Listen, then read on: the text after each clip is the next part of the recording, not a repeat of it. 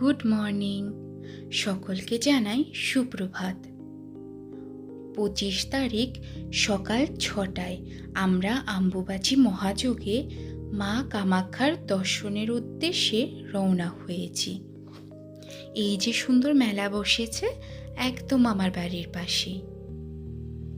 আমরা যে পথ ধরে নীলাচল পাহাড়ে উঠে যাচ্ছি সেই পথটির নাম বহুবার দাদু ঠাম্মি মা বাবা ও সকলের কাছে শুনে এসছি খটখটি নামে। এই যে মা আর অভি মানে আমার হাজবেন্ড উঠে যাচ্ছে। নিজেকে না দেখালে হয়, তাই টুক করে একবার দেখিয়ে ফেললাম। অনেকটা পথ উঠে আসার সাথে সাথে হঠাৎ করে প্রচণ্ড বৃষ্টি নেমে গেল। তাই একটা ছোট্ট মতন দোকানে কিছুটা সময় বৃষ্টিটা থামার অপেক্ষা করলাম। সাথে সাথে কিছু সময় বিশ্রামও করে নিলাম। যাক, বৃষ্টিটা এবার একটু থেমেছে।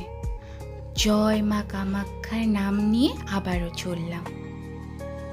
জানেন তো, প্রায় ঘন্টাখানিক সময় লাগলো পায়ে হেঁটে মায়ের মন্দিরে পৌঁছাতে। মন্দিরে প্রবেশ করার সাথে সাথেই এক শান্তি চলে এলো মনে। অগণন ভক্তর সাথে আমরাও চললাম পরিক্রমা করতে।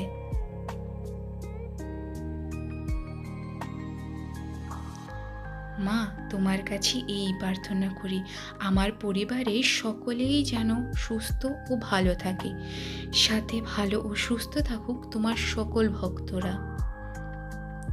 এই প্রার্থনা করে এবার সময় হলো বেরিয়ে আসার।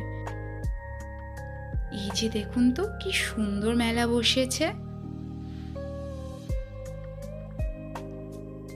প্রত্যেকটা দোকানে এত সুন্দর সুন্দর জিনিস নিয়ে বসেছে, কিছু না কিনে কি পারা যায়?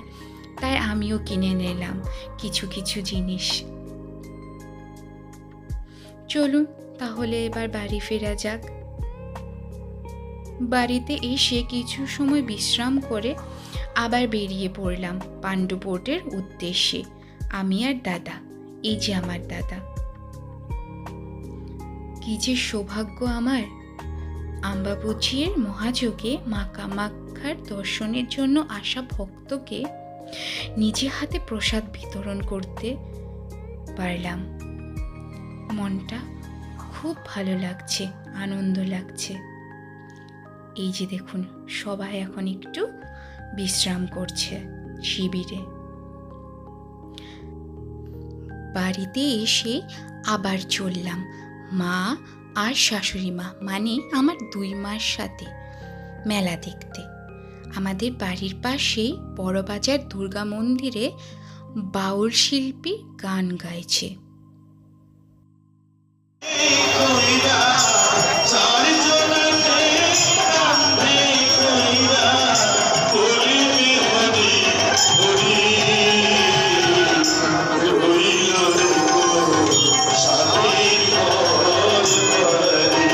এই যে আমার 2 মা। আজ এই পর্যন্তই। ভালো লাগলে অবশ্যই আমার চ্যানেলটিকে সাবস্ক্রাইব ও লাইক করবেন। প্রচুর প্রচুর ভালোবাসা দিবেন। দেখা হবে অন্য একটি ভিডিওতে। আজ চললাম।